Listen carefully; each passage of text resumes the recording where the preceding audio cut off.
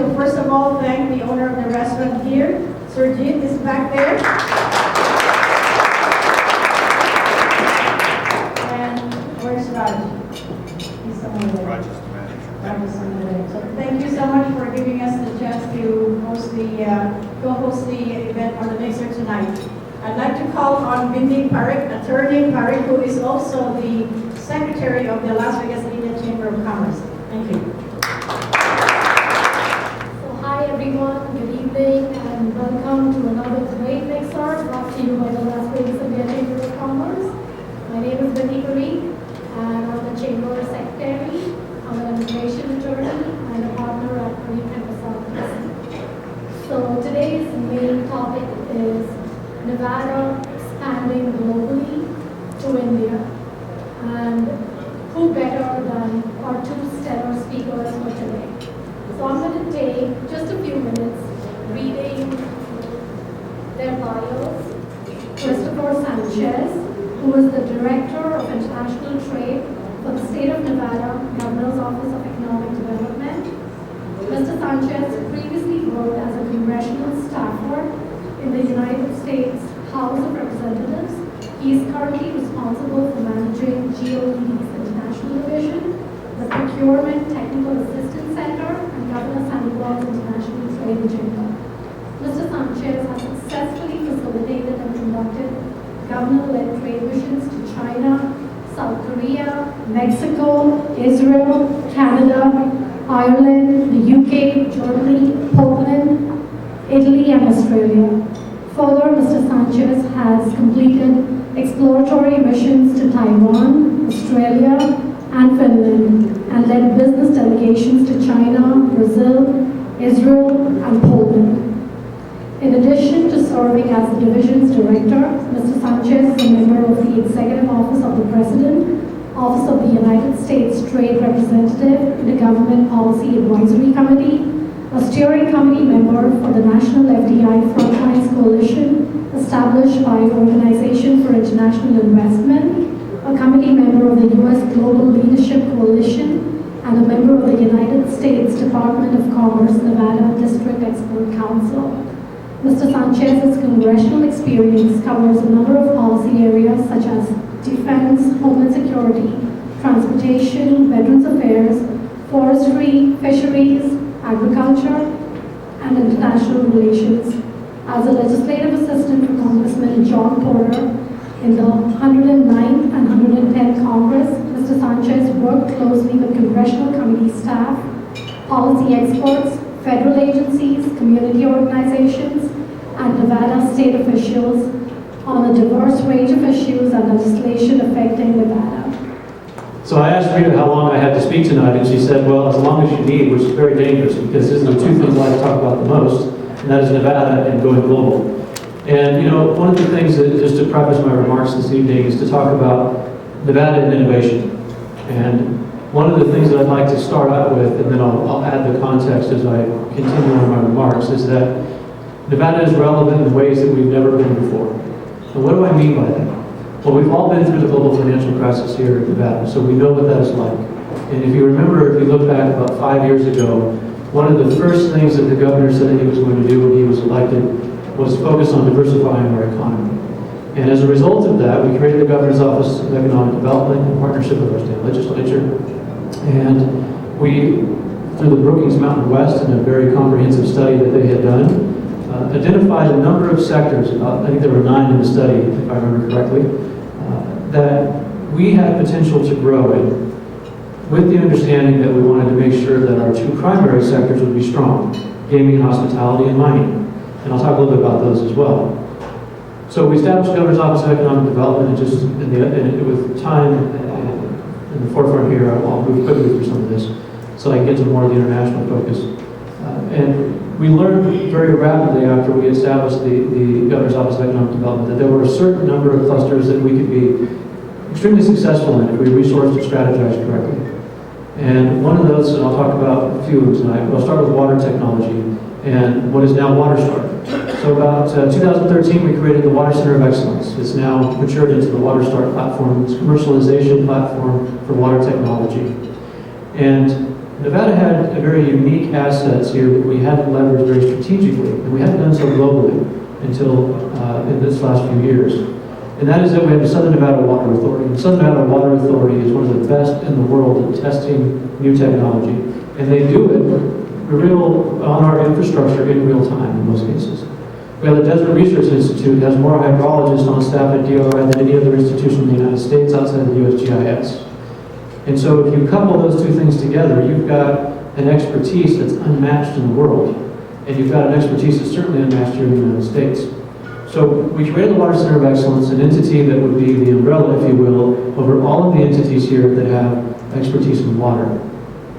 Fast forward to from the creation of that entity to now, what we've done is we've developed a platform through which we can issue RFPs to solve technology needs in a number of sectors. So be it large-scale municipal water providers, agriculture, mining, or large-scale development. We've surveyed the industry. We know what their top technology needs are for water, and we go all over the world with RFPs, and we find the companies that are addressing those technology needs, and we bring them to Nevada. And we fund that through the Knowledge Fund. And if you remember, we created a Catalyst Fund and a Knowledge Fund as part of this effort initially for diversifying our economy. And so we'll take a company, I'll give you an example where the rubber meets the road. So last year we did a very long trade mission, too long, to Europe. And it was in July of last year. And one of the things that we had done is we provided a roundtable discussion with oil utilities in the UK, and we had basically recruiting. We do a lot of recruiting on these missions. We found a company that had some very unique technology that we were interested in the UK. We brought them here. They established an office here that hired Nevadans. That's one of the criteria that we have for all of the RFPs that we issue.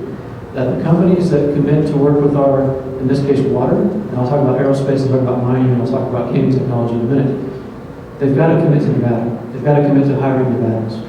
We then kick in our ecosystem and our support network here. That company came here.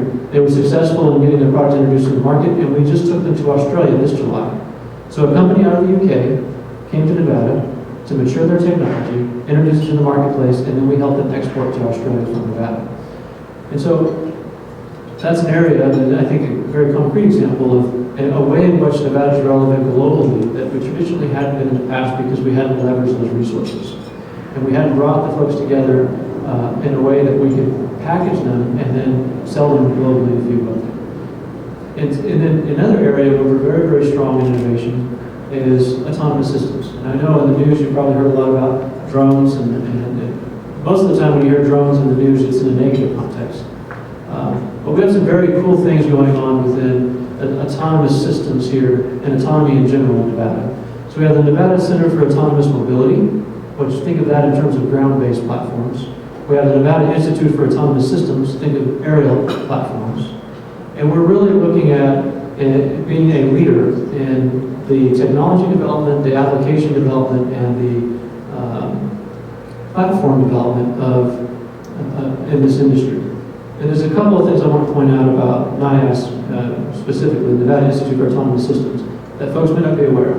So the FAA has designated NIAS as the entity that tests, and I should say approves, the certificate of authorizations for tests to occur in the United States of autonomous aerial platforms. So if Google has a platform they want to test in New York, they have to come here to get their flight crew certified and their platform certified before that test can take place. That gives us a bird's eye view into the entire industry. So last year we had about, I think it was 50 to 60 applications for testing. This year we're at, I think, 800 in terms of our volume and how much it's increased. Now the industry is growing like this. The industry is growing faster than the government would like, frankly, because the regulators are having a hard time keeping up and developing the regulatory framework for these things. But the point being is that we are a hub here in Nevada. We have a contract with NASA. NASA is testing the autonomous air traffic controlling system that they are developing here in Nevada. We have a $20 million contract with NASA. NASA's put a lab in northern Nevada, and basically turned that over to us that we now use for testing platforms and technology that companies are developing. And so there's an ecosystem, and this is my point. We have an ecosystem in this field. We're very quickly growing, and through the Nevada Institute for Autonomous Mobility, for the ground-based platforms. And there's an ecosystem there that's developing, and there's some overlap. We have the water's technology commercialization ecosystem. And the other one we're very, very strong pertains to the Las Vegas Strip, and that is gaming innovation. So we have many of the top gaming innovators in the world here. In fact, if you drive down the 215, you see all of their offices out here, not all, many of them. And those companies are doing a lot of their innovation right here in Nevada, the new games that they're developing. We also have a gaming institute that was set up at UNLV through the Knowledge Fund, and this was, I think, 2 years ago now.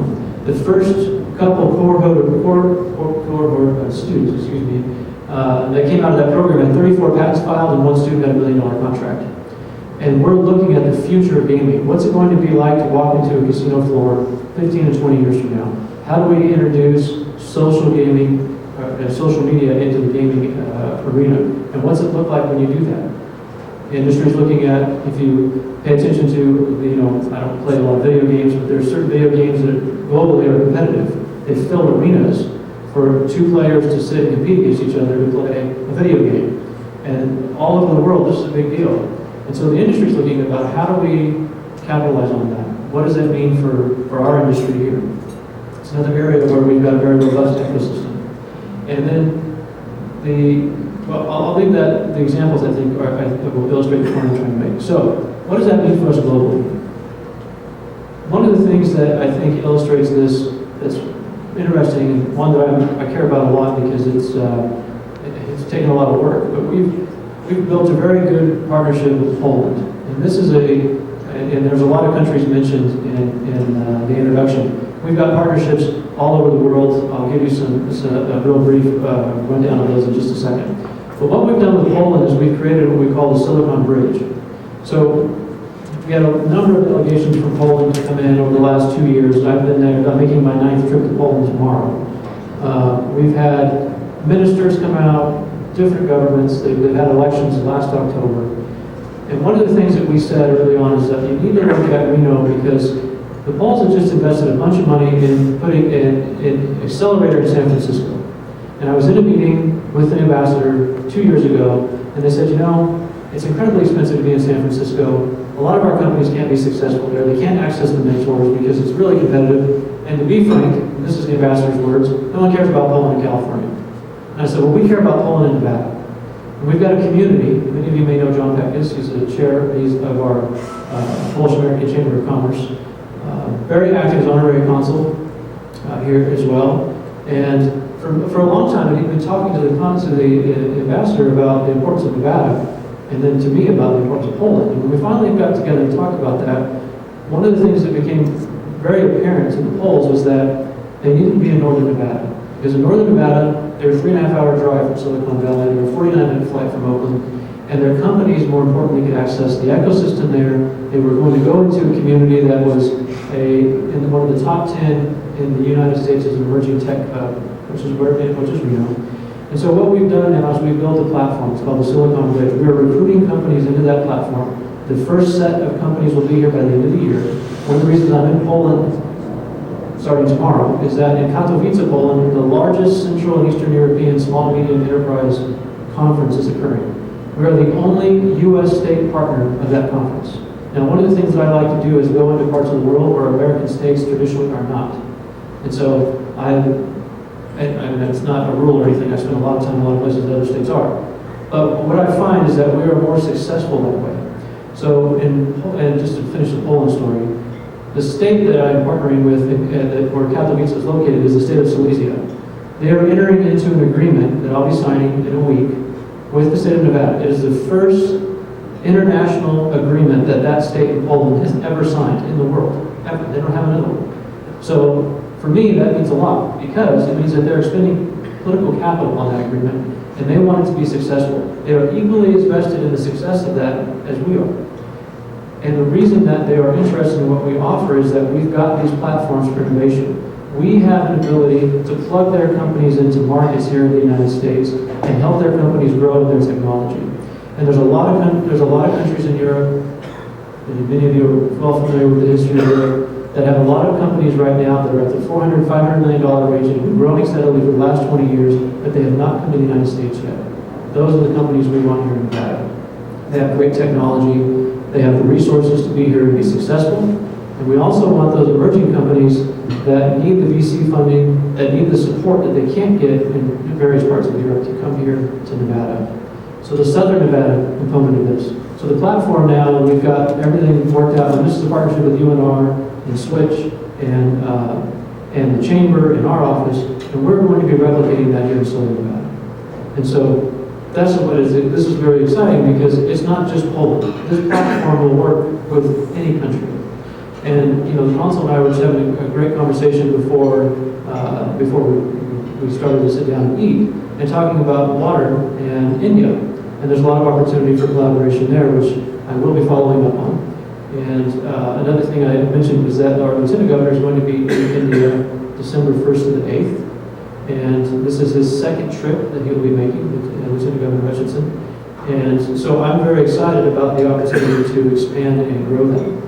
But over the last, I'll say, 5 years now, time's gone by fast, we've got an agreement with the Ministry of Environment, Land and Sea in Italy that's focused on climate science and innovation in climate change.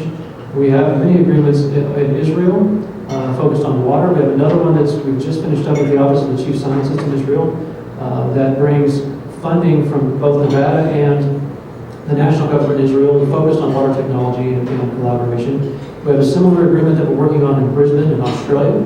And the reason that all of these places are interested in Nevada is because of our ability to do things that I mentioned. So it's a great time to be in Nevada as we're looking at continuing to diversify and strengthen our economy. It's a great time to be thinking globally in Nevada.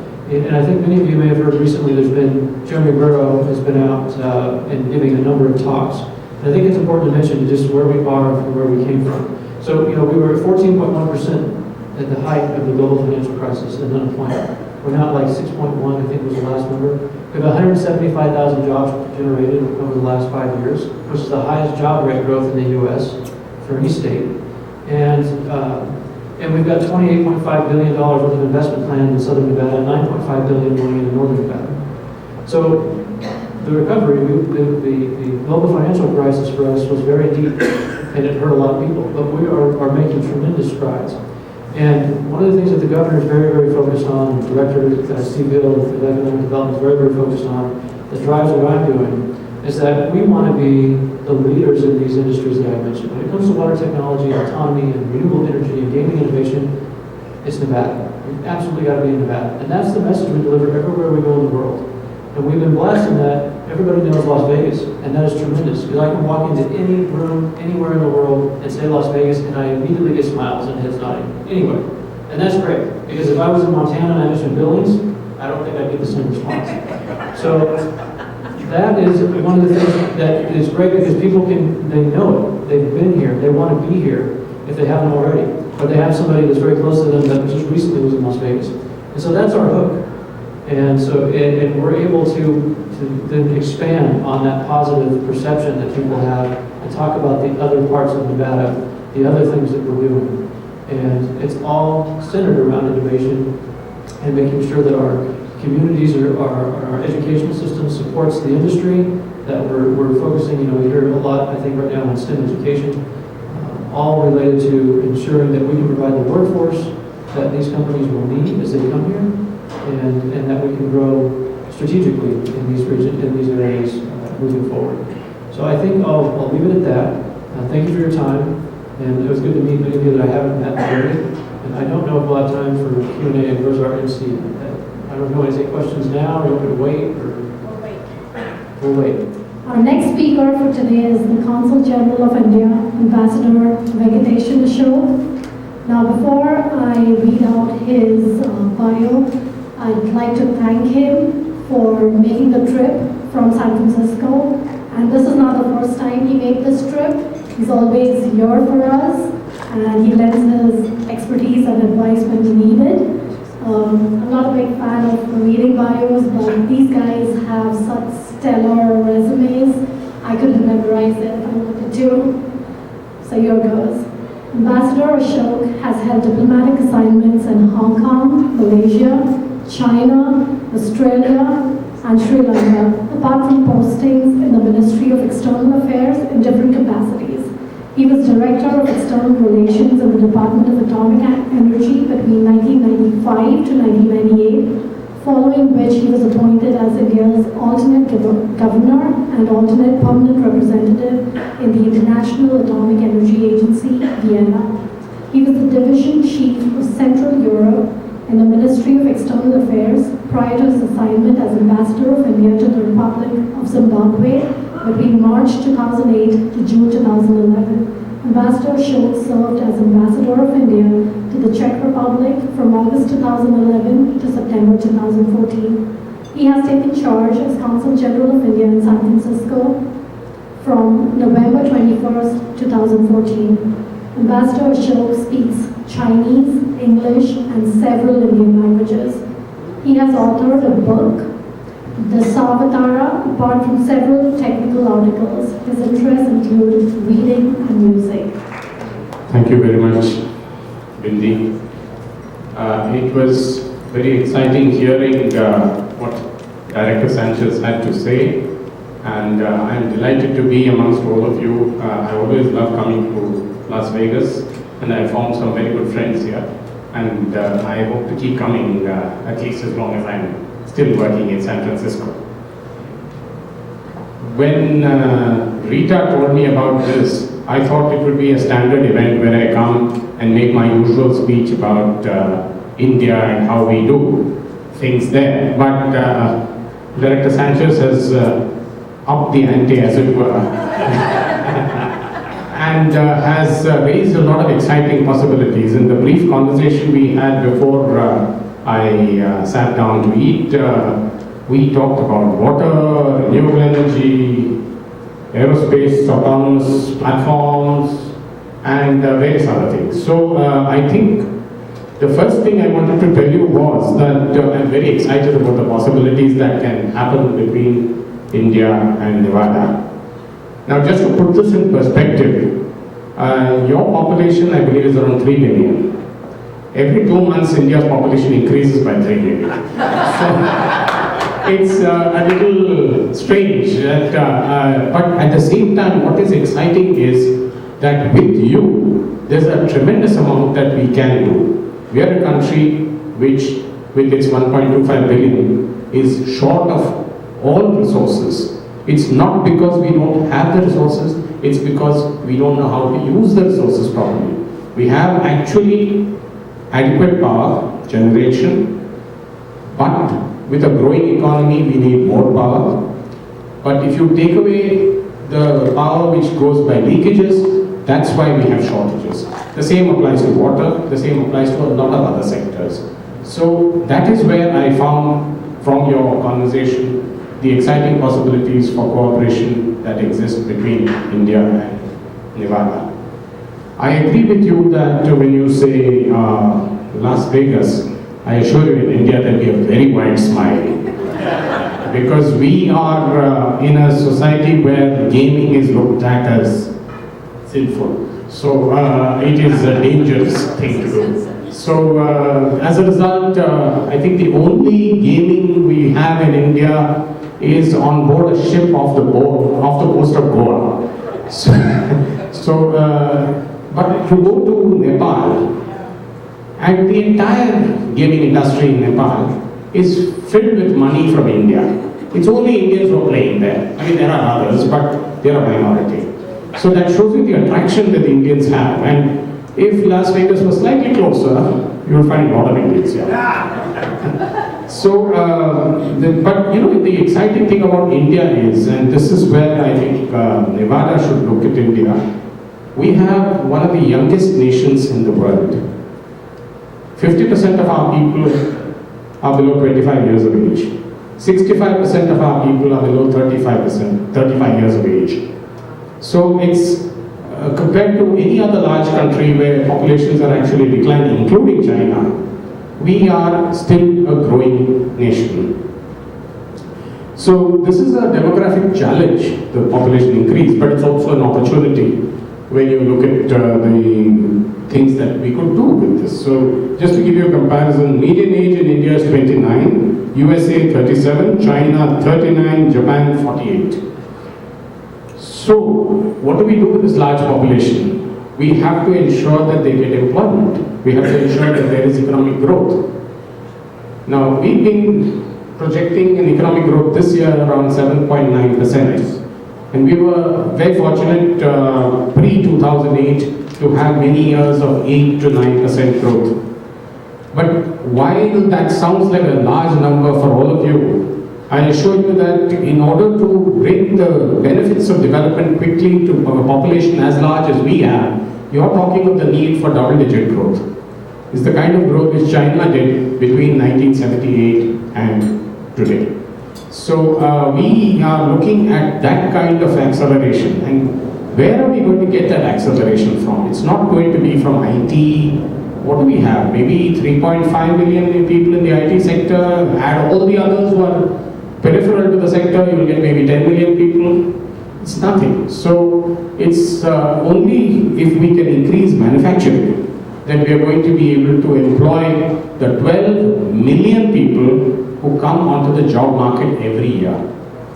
And that's where I would look at technologies, investment, and the potential possibilities which can come from places like Nevada. Just to take tourism, for example, how many million tourists do you get a year? 45 million. I think we get 3 million.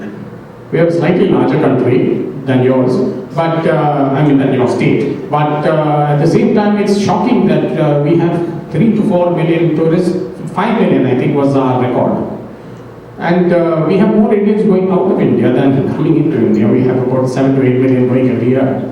So tourism has enormous potential. You're talking of a country which has all the things that Mexico has, all the things that the beaches that you have, all the possibilities for skiing, to water sledding, to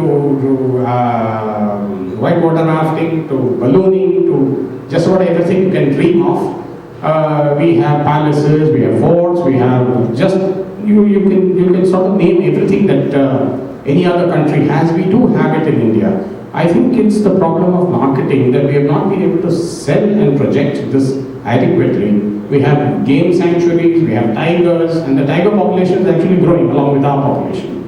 So it's not it's a pity that we don't have it. And I think it's also the fact that you have the highest per capita hotel room in the world, whereas we are suffering because if you go to Delhi or Bombay, you're paying $400 to $500 for the cheapest room because the hotels are so few, the classy hotels are so few that the hotels are able to jack up the rates.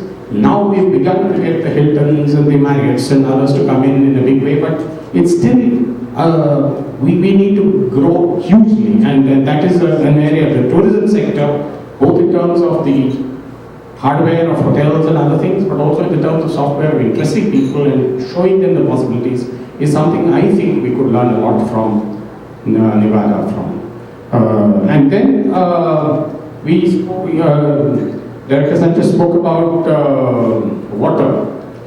This is an area where we are going to face serious scarcity because the leakages are very high, the reach of water to different parts of India is not adequate, the pollution in our rivers has increased enormously, and there is a serious problem of fresh water and available pure water for drinking, water for human consumption is going to become a serious problem in India, and it has already become in some areas, and is going to become an even more serious problem in years to come. So all the technologies which are in play in your water institute and in the Desert Research Institute would be needed by us in terms of water purification technologies, sewage treatment, reuse of sewage, and going forward also how to deal with brackish water, desalination of water,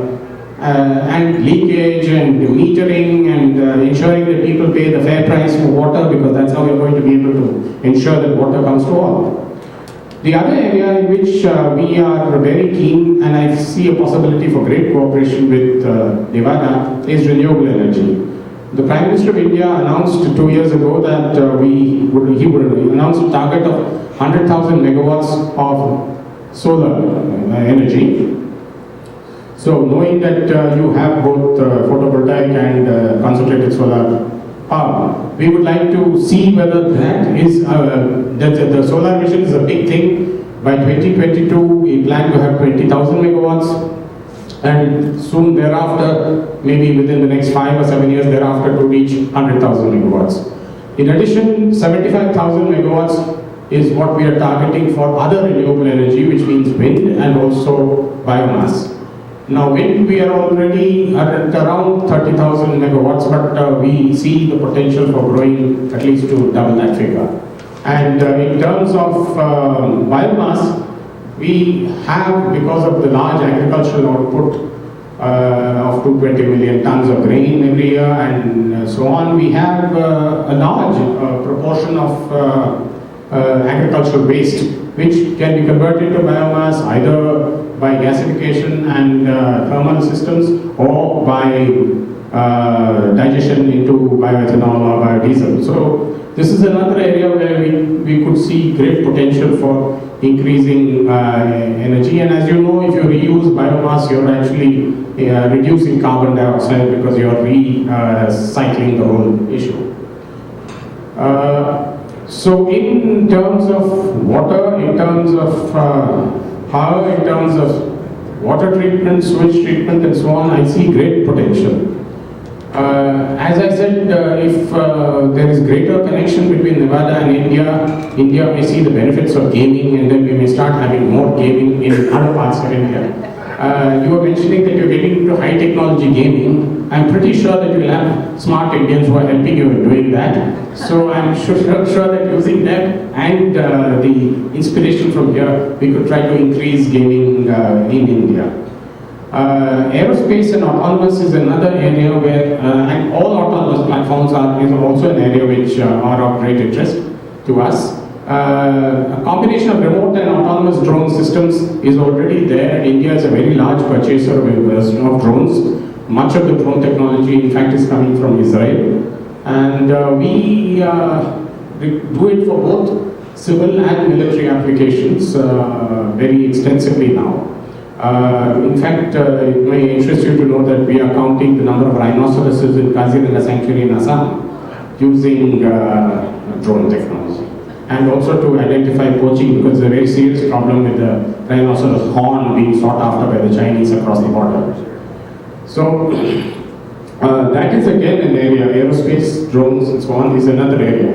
So in all these areas, when I am returning to my point about the need for manufacturing, we can identify areas where American companies can come into India to manufacture and make products not just for India but for the rest of the world.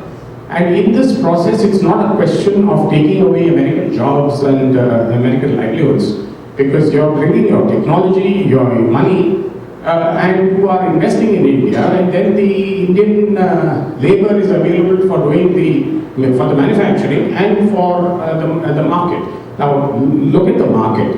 You're talking of about 350 million people in the middle class. That's about the size of America. And when I say 350 million middle class, I mean people who have purchasing power parity more or less on standard with the US and Western Europe.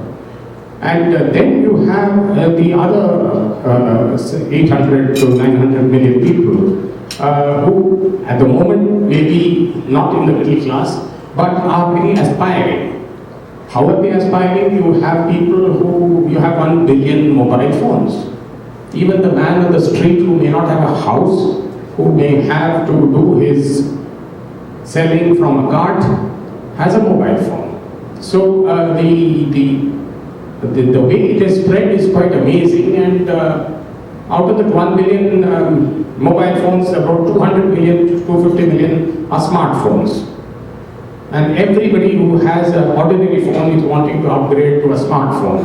And every cell phone manufacturer, from Samsung to Apple to everyone else, and especially the Chinese, are coming in a big way. And the Chinese are actually selling smartphones for about $7 to $8. So this is the kind of challenge, that is happening. And we are pushing the smartphone technology. We are taking the help of companies in America like Google, which is putting Wi-Fi in railway stations all over India. We have one of the biggest rail networks in India. So then Wi-Fi will be enabled in trains and in railway stations. They are also trying to replicate the Loon project, where you will have balloons doing internet. Facebook and WhatsApp are trying to set in the last mile requirements, because we are putting in broadband connectivity. 250,000 villages are being connected by next year with fiber optic broadband for internet. And by another 3 to 4 years, we hope to cover the remaining about 400,000 villages. So we want to have internet connectivity everywhere in the country, and through the broadband connectivity. But even when you bring it to the village, how do you ensure that every house in that village has it? And that last mile connectivity is where Facebook and WhatsApp is trying to bring in kind of think of it as a giant router, which is sort of giving it to the whole village. So, and where are these technologies? The Prime Minister has this idea of a digital India. This is one of the programs, like Make in India, he has Digital India. And Digital India is trying to bring this, the benefit of technology, of the mobile technology, of the electronic technology, to the masses of India. The program is called JAM, which broadly, the J stands for the people, the people's money, Jan Dhan, people's money. The A stands for Aadhaar. Aadhaar is the social security number scheme, unique identity which we have, which is similar to your social security numbers, social security scheme. The difference is that your scheme, you need people to go who are literate, who write their names and so on. In our system, the bank goes to the village, takes the fingerprints and the iris scan, and on the basis of that generates the Aadhaar number. So even if the guy is completely illiterate, we are able to make bank accounts for him. And initially when we told this to the banks, the Prime Minister approached the banks and said, go to the villages and do this. The bank said, we can't do, we won't get any money. These guys are poor chaps who have no money to put in banks. So the Prime Minister said, well, okay, I have some government banks. We'll start with the government banks.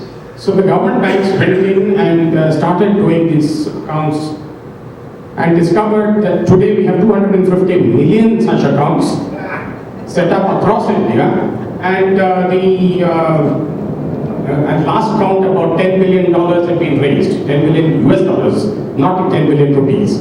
So the banks suddenly woke up with the fact that actually there's a lot of money in the rural area, they're putting it in mattresses and elsewhere, and we can use this. And the government benefited because we have what is called the 100-day social security scheme. People who are landless laborers are entitled to get 100 days of employment in a year. The argument being that the remaining 200 days they can get employed in the two crops harvest, the sowing and harvest of the two crops which most of India does. So it's only 100 days that they don't have any employment. So for those 100 days, the government will put up a public scheme like digging a canal or putting an electric line or doing some other social scheme, and pays them on a daily wage scheme. What was happening earlier? The money was getting lost because it used to come from the state to the district, the block to the village, and by then there was leakages all along, and the villager finally may have got very little. Today, the money comes directly to the bank account of the individual through the mobile.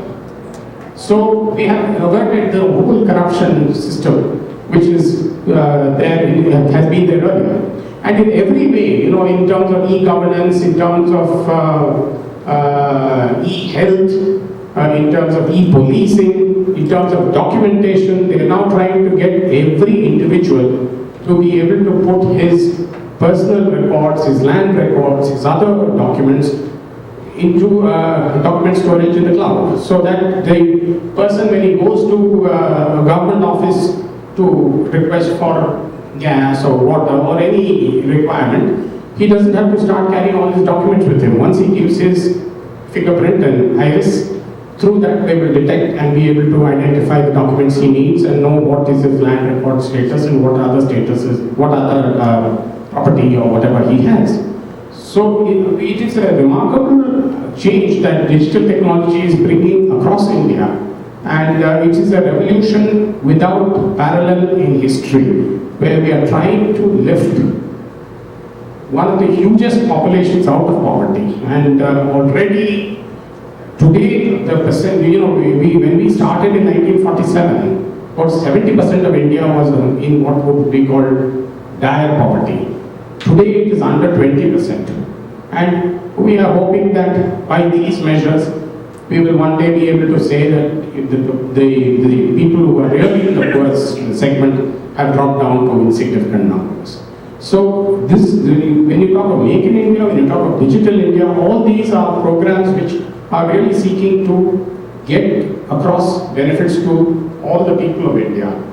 And similarly, a Startup India exists. We're trying to bring in startups in all areas, in water, in power, in smart grids, in smart technologies, so that we can manage to innovate and learn from the innovative cultures that exist in America, in California, in Nevada and elsewhere, and get people encouraged to create new ideas which will benefit the people. And I mentioned that we want to set up factories where we have employed the 12 million people who come out of college every year. We need to skill these people so that they are suitable for the kind of high technology factories which are being put up. And that is where Skill India comes into the picture. We are putting up institutions and training people both electronically and physically, skilling them to be able to take up the jobs in the kind of concerns that are coming up, the new companies that are coming up, new technologies that are being developed. So as I mentioned, Make in India, Digital India, Startup India, Skill India. And we also have Clean India, because we know that our people have to have a much greater sense of sanitation and cleanliness and waste management and so on. So that is also a very huge project which is happening. This is a massive social engineering scheme which is being done across India, and it is something which requires a lot of technology, a lot of investment. Our agriculture, which is, I'm happy to say at the moment we are able to feed ourselves, we grow all the crops that we need for our people. But 35 to 40% of our agriculture, of our fruits and vegetables gets destroyed before it reaches the market. Because we don't have adequate cold storage, we don't have adequate cold chains, we don't have adequate transportation networks, the roads may not be suitable. So now we are actually trying also a huge effort for infrastructure improvement. Every day today, we are trying to make 15 kilometers, that's about 8 miles of road. That is the kind of pace at which we are trying to do the road development technology. We are trying to bring in faster railway and dedicated freight corridors, as between Delhi and Mumbai and between the ports and key cities. And we have also got contracts, we already signed with Japan for the first high-speed rail between Mumbai and Ahmedabad, and we hope that there will be many more such things. So the infrastructure also is something which is being developed on a massive scale. All those of you who've been to India recently will know that our airports have improved by leaps and bounds. We used to have some of the worst airports. And today I'm happy to say that many of our airports are better than the US airports. And the Delhi airport, in fact, surprising, because I'm from Delhi and we had a pathetic airport. Actually won the prize last year for as #1 in the world or something like that, or #3 in the world or something. So I'm very proud of the fact that we have actually managed to get to world class in terms of airports. So this is the way in which we are trying to move, and we want to engage friendly countries like the United States, and this is the best time in the relationship between India and the United States for us to grow together, because we have now identified the shared interests that these two greatest democracies in the world have. We are trying to improve the ease of doing business, and ever since we have tried to globalize our economy and open up our market, we have tried to see that the indicators of ease of doing business improve every year, and I'm happy to say that is also true. And if you look at the reports of Ernst & Young and some other key companies, they have said that in attractiveness of doing business, India is number one. So I'm just trying to bring to you the fact that through all these measures, we are really trying to improve the climate for doing business. It's a place where you will find it easy to do business also, because you don't have to speak a foreign language. You come into Delhi or Bombay or any of the other cities, you can speak English. We happen to, for good or bad, we happen to be the world's largest English-speaking country also. So you don't have that worry also. If you bring in your families, we are friendly to expatriates, and your children will find good English-speaking schools to study in. So in every single way that I can think of, it's a very attractive place for you to come and do business. And that is why I invite people, identify the areas that you find exciting to you. Come to India, you will find it a very welcome place. We are opening up and improving foreign direct investment in even areas where hitherto we were not doing much. For example, in defense, where we have said that 49% can be with the foreign country. Most other things, hotels and so on, are 100%. But in cases of things like strategic sectors like defense also, we are saying 49% can be with the foreign company. Aviation is another big area where we can open up. And the prediction is that we will be requiring between 1,200 and 1,800 aircraft for the civil aviation sector in the next 10 to 15 years. These are huge numbers. So the potential for American companies in the defense sector, in other sectors, to come in and engage in manufacturing. You know, if you buy a 737 today, the door comes from India. If you buy an Airbus, some parts are coming from India. So in this way, I think in a global economy, there's a great deal that we can do together. And nearly every car manufacturer, automobile manufacturer in the world is in India. Many of them are assembling in India. Many of them have high local content also of product from India.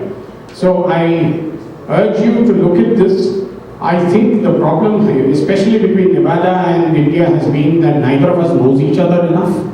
I invite you to bring the governor, lieutenant governor, secretary of state, yourself, and others to come to India, see the possibilities, and I think that you will find many Indias, old, new, and it will be a very exciting experience.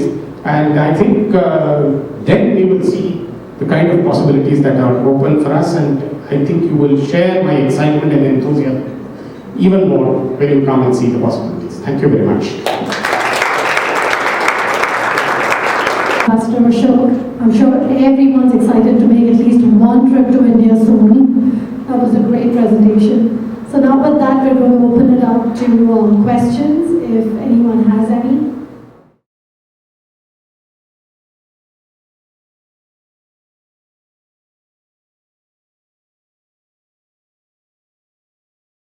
Since actually I've been rather hoping, since we're talking business, we'll continue to talk business. But very briefly, let me tell you that we are trying to improve the whole situation. It's much better than it used to be, and I think most of you will agree.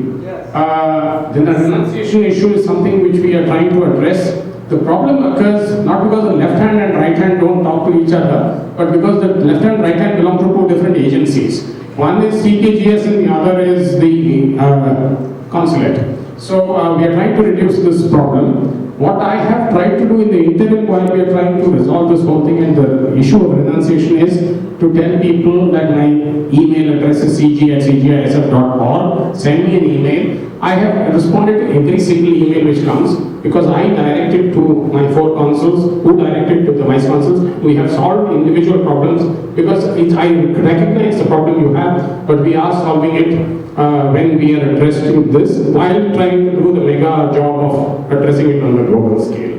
The second issue I must mention to you is that we are the consulate, we are the office of India which issues the largest number of visas of any office of India worldwide. So that is also part of the reason why we have this problem. The third point I wanted to mention to all Indians, and I'll say this very quickly because I think many of you may want to stop business rather than visas, is please all of you who are first generation, second generation, third generation Indians, get your OCI done. It takes a total of 8 weeks. But you will get it done. We don't need your passports. We give us just copies. We'll get you the OCI. When the OCI comes, we'll take your passport and enter the number in it. That's a lifelong visa. You can come to the consulate and have coffee with me, but you don't have to worry about a visa after that. And secondly, for all of you, not just Indians, you have the e-visa now. So you have an electronic visa. You don't have to come to the consulate. You don't have to send out your things. If you're going for 1 month for tourist purposes, single entry, apply online and you will get a paper which you take with you with your passport to the immigration in the airport of entry and you get your visa done. So I think this is a 1-year-old, 1.5-year-old thing. So we're moving in the right direction. Is anyone talking about, but tourism I'd like to mention also that I'm hoping to see more Nevadans coming to India. If all 3 million came, we could double the amount of tourism we have.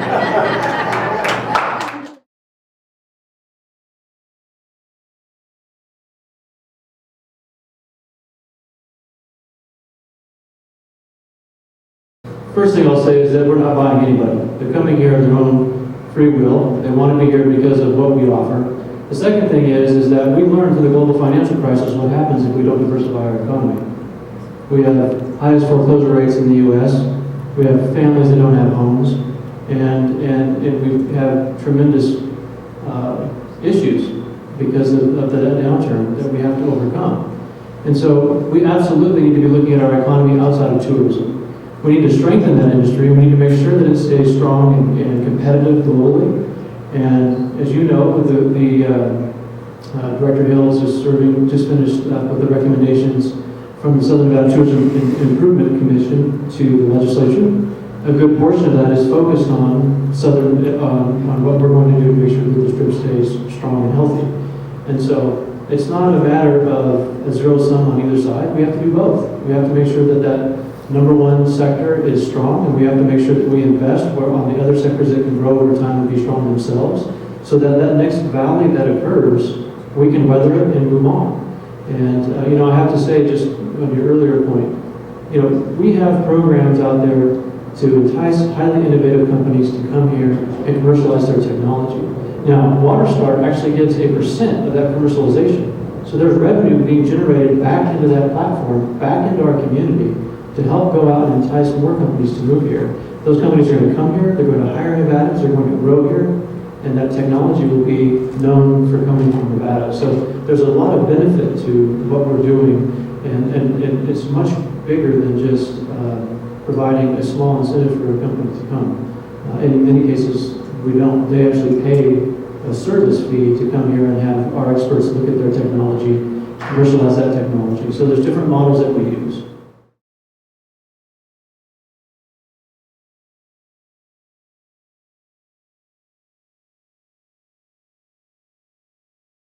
Okay, first of all, I must mention to you that our largest commodity trading partner in the world is China. So it's not that we're not working with them. But I think you are aware that there are very different governmental and political systems which exist in both countries. So the mode and method which they adopt is very different for how they develop. Yes, I've served in China, I've seen how fast they develop, but I also know that it is done in a different way. So in our case, we have to carry our people with us. So if we are building a road, and this is a statement I sat when I was with the mayor of Shanghai, he told me that, we have built this road between Shanghai and Hangzhou. I said, what did you do for the villagers on the way? He said, nothing, we just moved them. So we cannot do that. So we have to take people into account and we have to carry them along with us. So it has taken us much longer, but we do have excellent highways connecting Delhi, Bombay, Bangalore, Madras, Chennai, and Calcutta and back, so it's called the Golden Quadrilateral. We do have excellent highways connecting Srinagar in the north to with the south, Kanyakumari, and from Porbandar to Tezpur. So we have done quite a bit. I'm not saying that we've done everything, but we are trying. And port connectivity is improving. Lots of other things are also improving. And we have also included China in tenders for major projects, and the Chinese companies are working. Xiaomi, the Chinese phone company which is selling $7 phones, is very much in India. But at the same time, we have to be aware of the fact that China is a neighbor which we have had a battle with in 1962. And we are not very comfortable with the fact that we would not want them to get into sensitive and strategic sectors. We can't buy defense and equipment from them, so we come to the United States to buy military equipment, and so on. So, and you referred to the cooperation between China and Pakistan and the project, the Belt Project. That road, which is, and future rail, that road that passes through the Gujarat Pass, that territory belongs to India. 5,290 square kilometers of that territory is what was illegally occupied by Pakistan in 1947 and illegally handed over by Pakistan to China, and it is passing through that area. No Indian government will ever participate in a project which is actually on Indian territory, illegally occupied by Pakistan and illegally handed over to China. So there's no question of our existing. We can live without that. We have 1.25 billion people. We have a lot of other friends. We will do well. Thank you so much, Mr. Sanchez, Ambassador Ashok. This was a great presentation. Thank you for everyone for taking the time to come out here today. Have a great evening.